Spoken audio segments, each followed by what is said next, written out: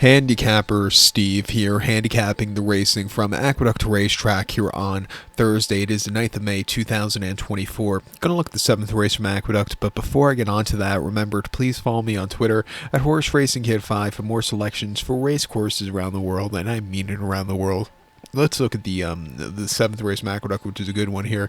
We're going to get some rain starting Thursday afternoon, so hopefully it will let up before they finish the card, or start after the card. But Friday is going to be a very sloppy day here in New York, so just keep that in mind when you're handicapping the Friday races. But the 7th race from Belmont, the Big A here on this Thursday program, it's allowed to optional claimer purse $105,000, race 4-year-old and upwards, never won $18,000 3 times, the main claim starter, blah, blah, blah, blah, blah. Optional claim price $80,000. 8 horses are taking a stroll around the Aqueduct main track, which is 1,800 meters in circumference, or a mile and a eighth on the Aqueduct main track. Top selection here, I'm going to go with the 7-horse Kuchar. I'm going to go 7-3-4-5 in the superfecta. 7-3-4-5 super. Top selection of the 7-horse Kuchar. 5-year-old horse Banco Mo, Rudy Rodriguez trains, Flavian Pratt gets the mount. The horse's most recent outing came on the 30th of March here at Aqueduct, a mile and a eighth in the Excelsior, and he finished third by 5 1/4 lengths.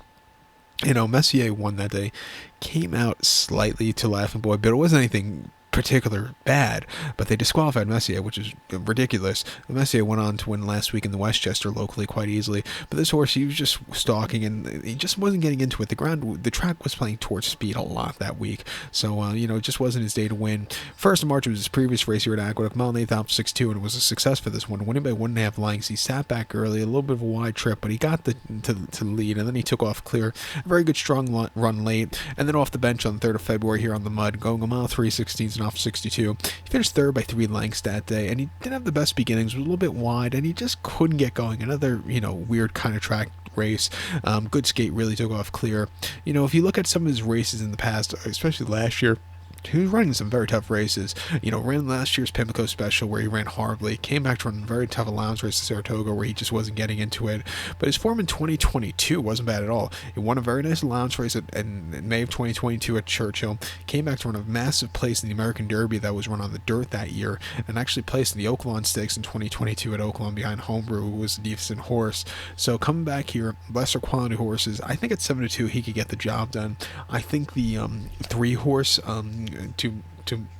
to Magachi could win also from Manny Franco and Brad Cox. Hasn't won since the St. Louis Derby at FanDuel or Fairmount, where he won going away by a head. It was an all-out race for him, but he got the job done late. Came back to run here in November in Discovery, where he just ran horribly, but had a decent place right after Christmas locally, and then he had a near win here in March over the mile and eighth in a very tough allowance race. Refreshing back to these horses, he can win, and even the 4-horse Signator for Shug McGahee and Javier Castellano. He likes this track. He's 6-for-3 on it. He won a very nice allowance race here in November, and then won a very nice allowance race in October here.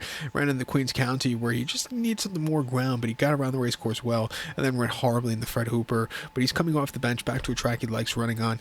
I'll give him a shot here on this ticket, but to recap my selection for the 7th from Aqueduct, I'm going to take the 7-horse Kuchar. We'll go 7-3-4-5 super, 7-3-4 in the multi-race. So good luck to all. Please follow me on Twitter at HorseRacingHit5. Good luck.